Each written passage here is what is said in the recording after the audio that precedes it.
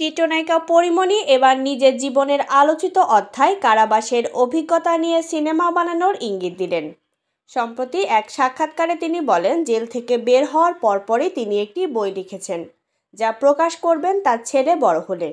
শুধু বই নয়, সেই অভিজ্ঞতাকে সিনেমায় রূপ দেওয়ার কথাও ভাবছেন বলে জানান এই অভিনেত্রী। পরীমণি বলেন, আমি এখনও অবধি জেলখানা নিয়ে কোনো কিছু বলিনি।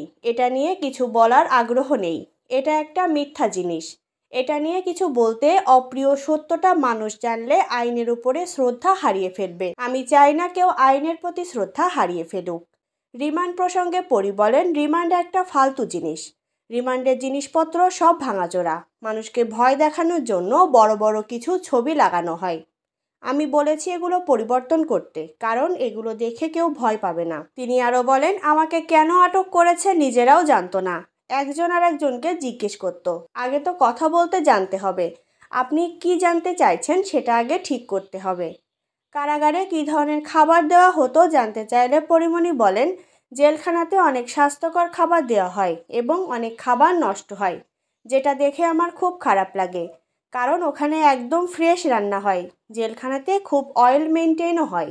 প্রসঙ্গত, বছর 4 আগে ঢাকার বনানীতে পরীমণির বাসায় অভিযান চালায় র্যাব। প্রায় 4 ঘন্টার অভিযানে বিপুল পরিমাণ মাদকদ্রব্য সহ 16টি আলামত জব্দ করে তারা।